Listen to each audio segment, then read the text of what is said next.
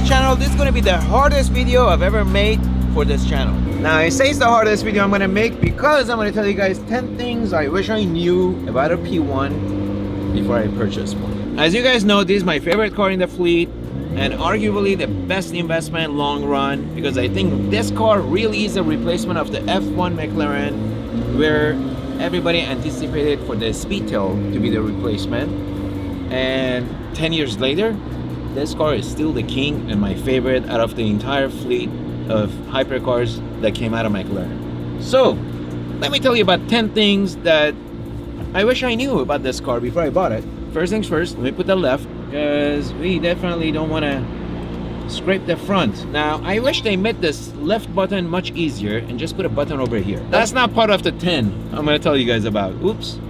Wrong button. I'm looking for it. Right off the bat, what's shockingly expensive on this car is the battery. The battery has a lifespan of about 10 years, which mine is about due, and it'll set you off about $120,000 to $140,000, which is not your typical battery for a car. Usually for a 12-volt battery on a car, you spend maybe $100, $200. This car, $120,000 to $140,000. Of course, the new battery is lighter and more efficient, but that's a lot of money. I mean, to think you're gonna spend 12% of the value of the car that you purchased, I guess the purchase price, because the value has gone up. It's mind-boggling for a battery. Yeah. But it's every 10 years. Now, if you're in the market to buy a P1, make sure you check off that box. It has a new battery upgrade, because that's gonna set you back pretty penny. Second, the trickle charger. To keep that expensive battery charged and up to par, the trickle charger costs $30,000, and I've already replaced mine once. Average trickle charger is usually a couple $100. You can buy on Amazon. On a P1, not so much. You're gonna spend $30,000. How long? And is there a wait time when you bought your $30,000 trickle charger? Oh, yeah, it took a couple of months, because you can just walk into a McLaren dealership and say, hey, give me a trickle charger. You gotta order. All right, so that's 2. Number 3, the E mode, which is this. Whoa. It only has 5-mile range. You better be damn sure you're close to a gas station, because less than 5 miles, you're gonna run out of electricity, and good luck. Oh, you know, and it's not even fast. Look, I'm on the E mode. Oh yeah, no, do you remember the video we made? We measured the 0 to 60 in E mode? We did. It's time to test the 0 to 60 on E mode in a McLaren P1. Never done it. Let's see. 1, 2, 3. Oh my god, this is like a turtle. Oh my god. Okay, hit 60. 10 seconds. Oh my god, it's like a tractor. And that was foot to the floor, right? Yeah. Wow. Are you kidding? My foot almost went through the floor. I pushed so hard.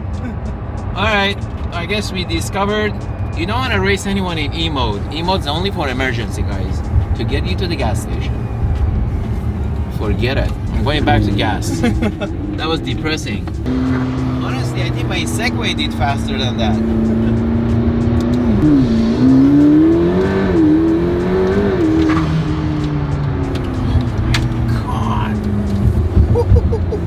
That felt faster than 10, huh?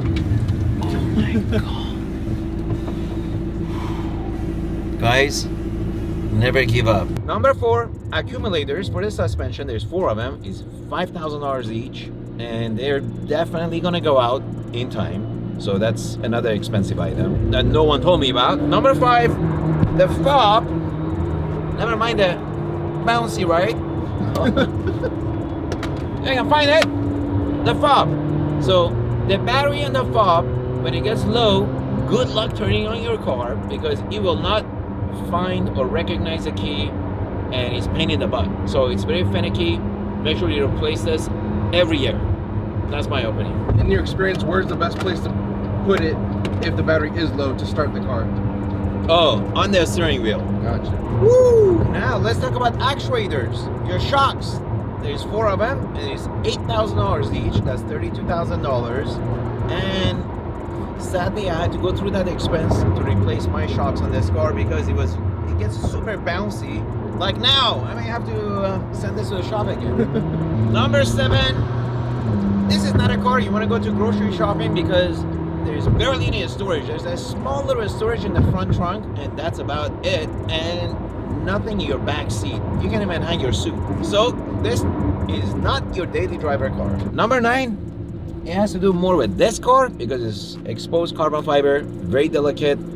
And of course I got it wrapped, but you gotta watch out for those rocks because this car will definitely pick up a lot of rocks from the aero package it has and the way it's got those nozzles in the hood.